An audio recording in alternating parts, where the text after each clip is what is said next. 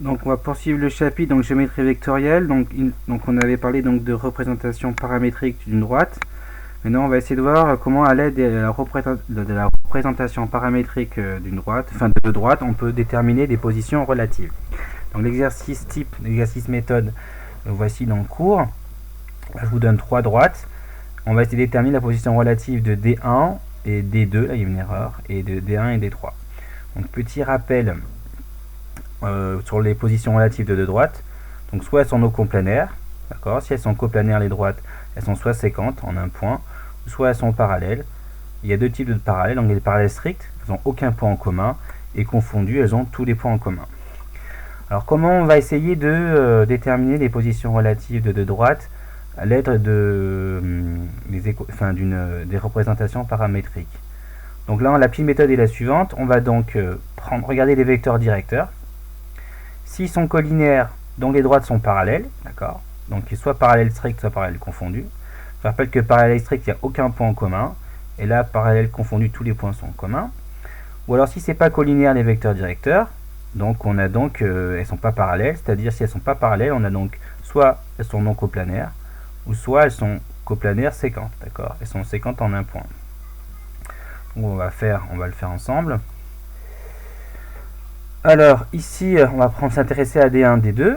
Donc on va donc de la méthode que je vous ai dite à l'instant, je vais donc trouver un vecteur directeur de D1 et un vecteur directeur de D2. Voilà, je prends celui donc pour le trouver, c'est très simple. Je regarde les coefficients de t dans la représentation paramétrique. Donc 2, 4, moins 3, c'est un vecteur directeur de D1. Et moins 6, moins 12 ou 9, c'est un vecteur directeur de la droite D2. Donc là, il y a un petit piège, il ne faut pas forcément regarder les premières valeurs dans la représentation paramétrique, mais bien regarder les coefficients de t. Vous voyez, donc on a envie de prendre moins 1, 0, 5 pour... là on pourrait prendre, on pourrait regarder 8, 1, moins 2. Il ne faut pas regarder ça c'est le point par lequel passe la droite D2. Il faut regarder les coefficients donc, de t dans la représentation paramétrique. Donc là on voit clairement que les vecteurs sont collinaires puisque U2 égale moins 3 fois U1. Les vecteurs sont collinaires. Donc on a deux choix. Je rappelle ici, je vous montre. Donc que les vecteurs sont collinaires, on a donc soit c'est parallèle strict, soit parallèle confondu. On sait que les droites sont parallèles. Est-ce qu'elles sont-elles strictement parallèles ou juste confondues? Pour ça, on va regarder si elles ont des points en commun. D'accord? Si elles ont pas de points en commun, c'est qu'elles sont parallèles strictes. Si elles ont elles sont confondues, ça veut donc dire qu'elles ont une infinité de points en commun. C'est-à-dire qu'on va essayer de résoudre le système suivant. Donc on a, c'est la droite D1 et D2. Si D1, donc là c'est les coordonnées du... Donc ça c'est toute la forme des coordonnées de la droite D1. Ça c'est tous les points donc des coordonnées de la droite, des points qui sont sur la droite D2. Ils ont des points en commun, c'est les droites ont des points communs s'il va exister un paramètre t et un autre paramètre que j'ai appelé plutôt s pour changer, tel que finalement ils donnent les mêmes coordonnées pour un point. C'est-à-dire que là, si il y a un t ici qui va me donner des valeurs x, y, z, ici ils me disent une valeur s que je vais appeler ici, une autre valeur, qui va me donner les mêmes x, le même y et le même z que précédemment, c'est qu'en fait donc ce point-là il est commun aux deux droites. Si j'en ai qu'un, elles sont juste séquentes. Si j'en ai une infinité, c'est qu'elles sont confondues. Et si j'en ai pas de point commun, c'est qu'elles sont strictement parallèles. Donc je résous. Plusieurs méthodes pour résoudre un système comme celui-ci. Donc il y a deux inconnus et trois équations. Alors là, j'ai préféré prendre la méthode par combinaison linéaire. Puisque si on fait une méthode par substitution, je trouvais que on se retrouve avec des valeurs, avec des fractions, ce qui n'est pas toujours aisé à manipuler. Alors que là, ce que je vais faire, je vais donc éliminer une inconnue en faisant une combinaison linéaire avec des équations. Donc là vous avez l'équation 1, là vous avez l'équation 2. Si je multiplie tout par 2 l'équation 1, je vais avoir moins 2 ici, plus 4t, moins 12s, plus 16.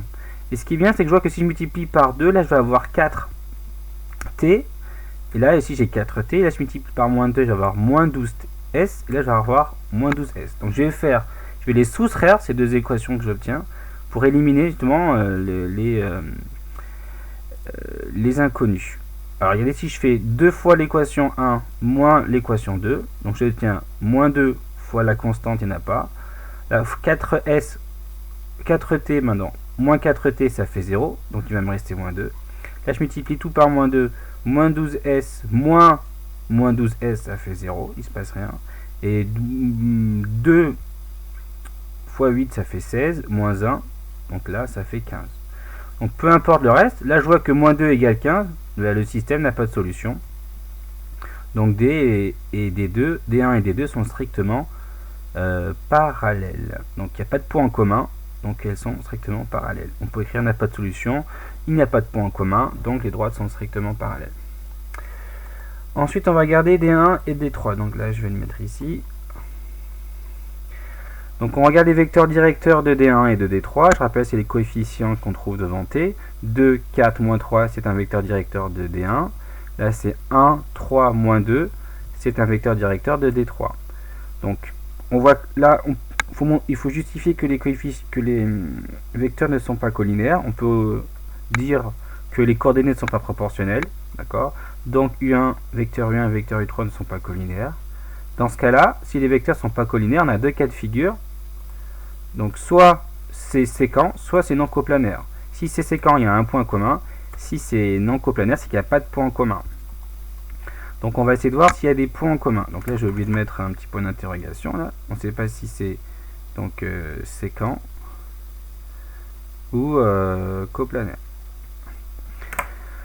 Maintenant on va résoudre le système, c'est-à-dire qu'on va donc trouver un T et un S, que je vais appeler plutôt ici S, tel que on a les mêmes coordonnées en X, en Y et en Z. C'est-à-dire qu'on va chercher un T tel que et un S tel que là ce soit égal, un T et un S pour que là il y ait égalité en Y, et là il y a un T et un S pour qu'il y ait une égalité en Z. Donc ici, pour changer par rapport à la méthode par combinaison linéaire, je vais plutôt faire une méthode par substitution, parce qu'ici je vois que je peux exprimer S en fonction de T assez facilement. Donc ici S est égal à 2T moins 7, d'accord, à l'aide de cette équation là. Et du coup je vais substituer le S par l'expression en fonction de T que je viens de trouver. Donc 4t ici égale 3s moins 1 devient 4t égale 3 facteur de 2t moins 7, ferme la parenthèse, moins 1. Et pareil ici, je remplace le s qui est là, je le substitue par le 2t moins 7.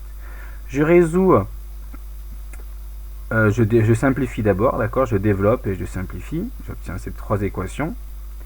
Et je résous. Donc je résous pas n'importe comment, hein. Donc je peux résoudre dans un premier temps l'équation 2 et 3, puisqu'on a des équations du premier degré ici. Donc à chaque fois on trouve 11, donc c'est bon, c'est cohérent. Et pour ensuite je finis par résoudre la première équation, et je trouve que S égale 15. D'accord. Donc je résous pas d'abord la 1, la 2 et la 3, ça marcherait pas, parce que là j'ai deux inconnus, je peux pas résoudre. Par contre je résous d'abord la 2, je résous la 3, je trouve deux valeurs de T. Si là j'avais trouvé 11 et la 12, je me serais arrêté, hein. Donc c'est que le système n'a pas de solution. Donc là c'est cohérent, et après je trouve la valeur de S. Donc le système a une seule solution, c'est donc 11, 15. Et donc D1 et D3 sont séquentes en un point. Alors maintenant, quelles sont les coordonnées de ce point? Donc il suffit de récupérer donc